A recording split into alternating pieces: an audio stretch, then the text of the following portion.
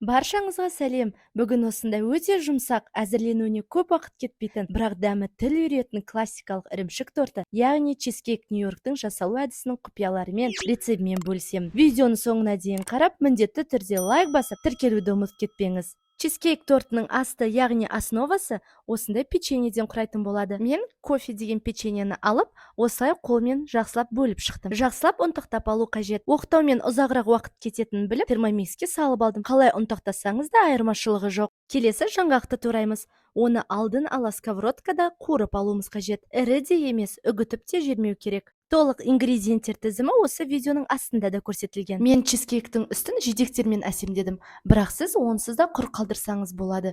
Өте әдемі болып шығады. Ұнтақталған печеньемізге жаңғақты қосып араластырамыз.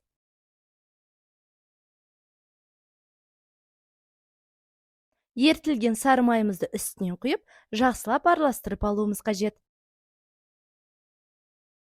Міне біздің чизкейктің основасы дайын болды. Міндетті түрде форманың диаметрі 20-21 см болуы қажет. Менде 21 см. Астына пергамент қағазын төсеп, основамыздың 3/2 бөлігін саламыз. Қасықпен жайып, осындай шыны ыдыспен тығыздап шығамыз. Ортасына стаканды қойып, қалған бөлігін жан-жақтарына төсейміз.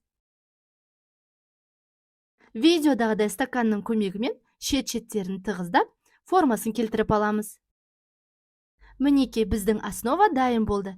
Енді чизкейктің өзін дайындап болғанша, основамызды мұздатқышқа 20 минутқа жібереміз.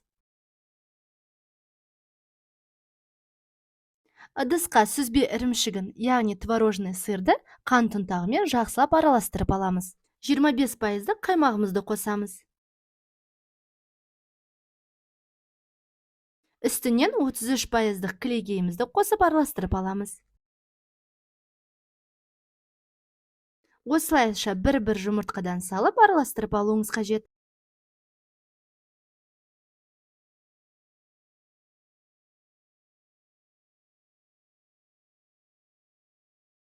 Жүгері крахмалы мен ванильді қант немесе ванилинді қосып араластырамыз. Ең соңында лимон шырынын қосамыз. Лимон шырыны чизкейктің ішіндегі жұмыртқаның дәмінен арылтады.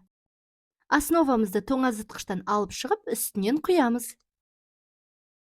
Біркелкі болу үшін осылайша бірнеше рет айналдырамыз. 180 градуста қызып тұрған пешке ең алдымен міндетті түрде жалпақ противенге су құйып, чизкейктің астына қоямыз. Осылайша 180 градуста 30 минут пісіріп аламыз. Одан кейін духовканың бетін ашпай, 150 градуста тағы да 30 минут пісіруіміз қажет. Сонда толығымен 1 сағат піседі. Ең соңында да духовканың бетін ашпай, чизкейк толық суығанша 2-3 сағатқа қойып қоямыз. Пештен алып шығып, формасын шешпей, тиіспей, үстінен ақырын пищевая пленкамен жауып, тоңазытқышқа 6-8 сағатқа немесе 1 түнге жібереміз. Менде чизкейктің үстіңгі жағы қызарып шыққан. Мүлдем ұмытып кетіппін, астыңғы ғана режимді қосу керек екен. Сондықтан да, егер сізде сол режим болса, астыңғы қызу режимін қоссаңыз болады. Бірақ ол режим болмаса да, керемет дәмі өзгермейді. Міндетті түрде әзірлеп көріңіздер. Видеом ұнаса лайк басып, достарыңызбен бөлісуді ұмытып кетпеңіздер. Сау болыңыздар.